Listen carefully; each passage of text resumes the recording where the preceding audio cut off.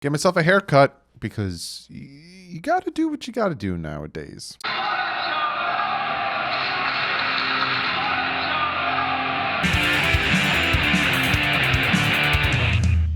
What is up, Fin fans? Yes, if you can tell by the title, I got some interesting news to talk about. Miami Dolphins have some interest in some free agents that are out there, preferably one that just got out there and one that's been out there from the beginning. We're going to talk about that. We're going to talk about the offensive line, talk about the Tua contract situation. And I'm going to get to one of your guys' comments of the day that it all encapsulates. It's like once an episode. I mess up and I just have to cut it and capulates. This whole episode capsulates or incorporates or invigorates offensive line talk. We're going to talk a lot of offensive line in this episode because it's very important. Very important. So let's jump into it. Tua Tagovailoa signed his rookie contract. If you guys haven't seen yet, maybe I'll pop it up somewhere. Go watch that video. I break down his contract. Well, what the Miami Dolphins did is they front-loaded his contract. $11.47 million he's going to get in June. So they took about 85% of his signing bonus, gave it to him up front before he even played it down, before anything, to kind of give Dolphins the cap space to build around him for the future. They have the cap space now. They thought, why not give it to him now and save it for later? Where we're at cap space wise, I have no idea. Not in the least bit. They haven't finished signing all their free agents. Brandon Jones signed our third round pick. We still need Austin Jackson, Noah Igbenogany, Robert Hunt, and Malcolm Perry to still sign. But other than that, I don't know where the cap space is, because we have a rough estimate of how much money they're going to spend on their draft picks, but I don't know. They still have four players to sign. I'm guessing, like, after everything's said and done, like $12 million. Comment below if you know for a fact. Give your source of where you know for a fact. Like, I looked at Sports Track, they say $12 million. You go to Over the Cap, they say another cap space estimate, but not incorporating the draft pick. Comment below. Let me know if you know what our cap space is. I will say after draft picks, I'm going to guesstimate at $12 million. That's what I'm going to say. Maybe a little bit less now that they front loaded to his contract, but that's where I'm going to go at. But that's not the big news. The big news is Logan Ryan and Larry Warford, guard from the Saints that was cut recently. Supposedly the Miami Dolphins are actually very interested in them. Logan Ryan, cornerback. I'm hearing the Jets really want him, and then all of a sudden the Dolphins pop in and they're like, "Hey, we want him too. We're going to do our due diligence, and we're going to try to get him too." I said from free agency, didn't think that the Dolphins were going to throw money at Byron Jones. Was wrong there. They threw a ton of money at Byron Jones, brought him in. I thought that they would go the Logan Ryan route. Kind of not in that age bracket that they wanted. He's 29, but he has played with the New England Patriots for 4 years. 2013 to 2016. Who was the secondary coach for the New England Patriots at that time? Brian Flores. Take the puzzle pieces, you click them together, it makes sense. So supposedly the Dolphins are, they're talking to him. They're like, "Hey, would you want to come play for Miami?" They got a very deep secondary. I think that's the thing that the Dolphins are really trying to do right now, is have depth, because they see what injuries can do, and they've seen it last year, and they've probably watched the Dolphins throughout the 2000s and see how injuries can just decimate a team. Because they have Byron Jones, they have Xavier Howard, they have Nick Needham, they have Noah Igbenogany, they have Tankersley, they have Webster, they have a ton of cornerback needs. And then all of a sudden, if they do bring in a Logan Ryan, it's like, who's the odd man out? You going to run dime set the whole time on defense? What are you doing? Who's going to corner? Who's going to safety? Who's moving around? It's very, very, very interesting. But like I said, there's the rumors out there. Some of the top-notch people are saying Miami Dolphins very interested in Logan Ryan. Makes sense with the connection with Brian Flores. The other, Larry Warford, guard from the Saints. I'm hearing the Dolphins also are interested in him. He came out and said he wants about $7 million a year. It's not too shabby. I wouldn't mind throwing $7 million at him. But then a lot of people, when I said, hey, I wouldn't mind that, a lot of people were like, but Doug, and then they gave me a list of players we have on the team. Why would we do that?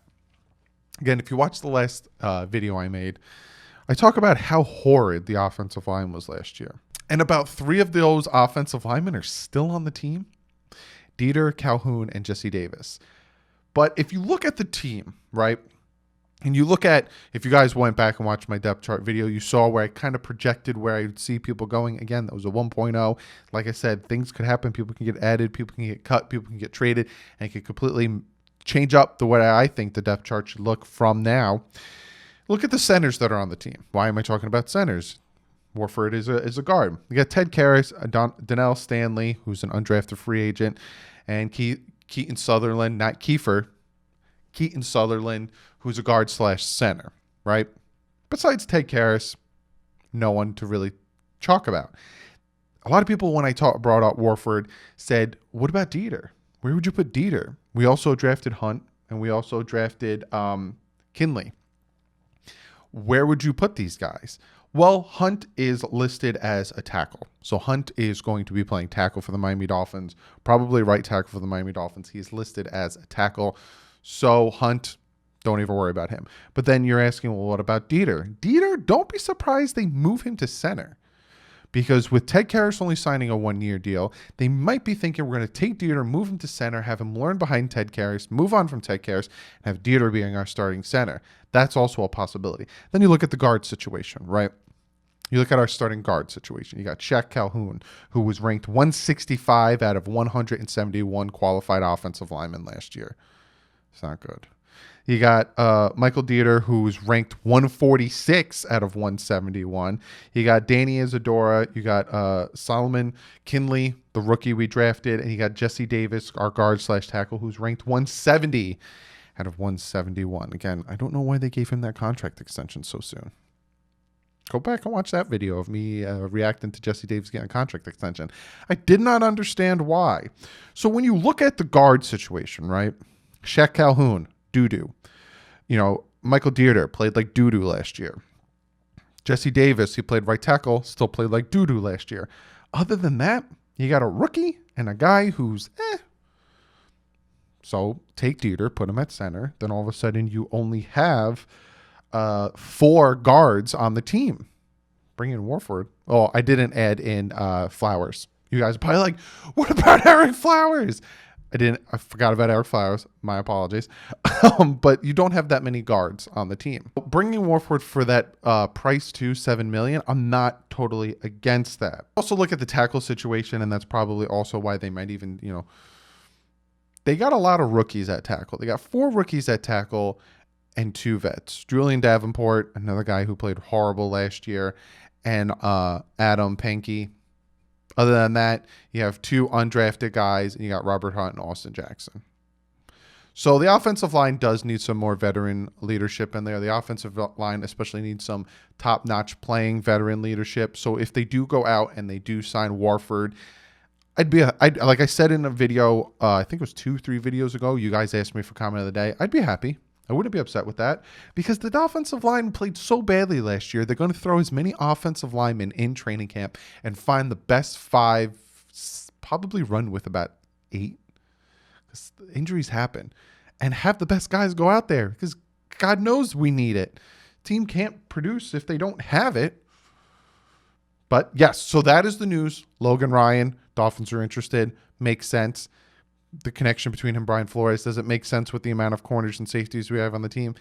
Not really. Depends on how much he wants. Being that he's still unavailable, being that he is a 7-year vet, being that he's still out there, probably not asking for much, probably $5 million, $4 million a year.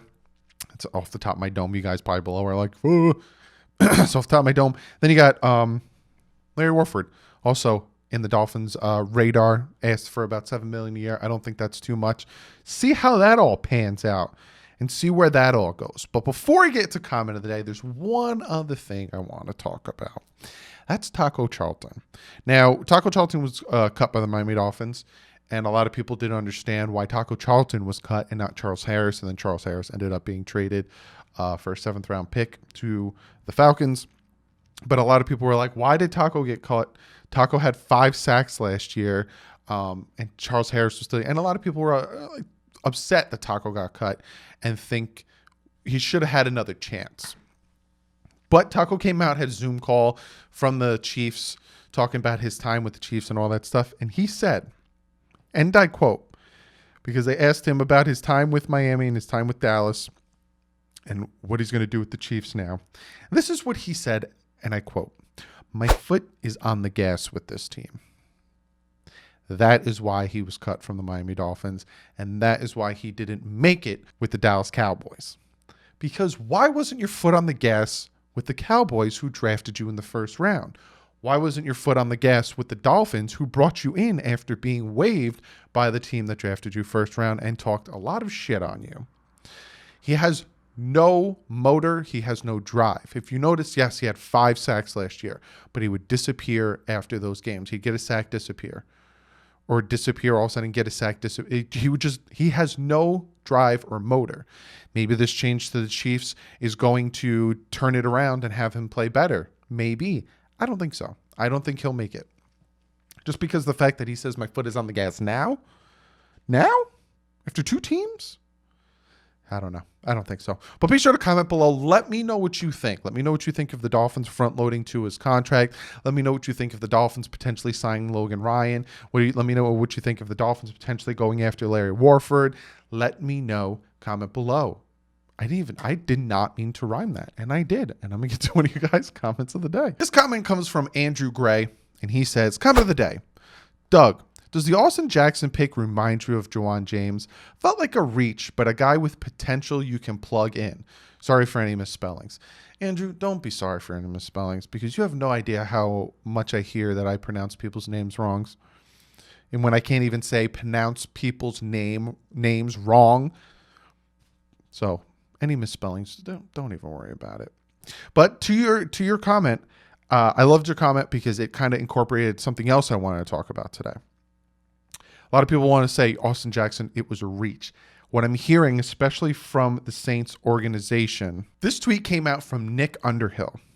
And when he talked about this, it made me understand why they took Austin Jackson and then why they eventually traded back and took Noah Igbenogany. And he says, on a call with donors to the Louisiana Lafayette Athletic Foundation today, Jeff Ireland said the Saints had pretty strong intel that Miami and Kansas City would take Ruiz. They initially looked to trade back, but called it off once they learned about the interest. So essentially, the Miami Dolphins really wanted Cesar Ruiz at 26. So this was their mindset. We're going to take Austin Jackson at 18, and then we're going to pair him with Cesar Ruiz at center, at guard, wherever, and have that 1-2 combination and feel really good about the offensive line.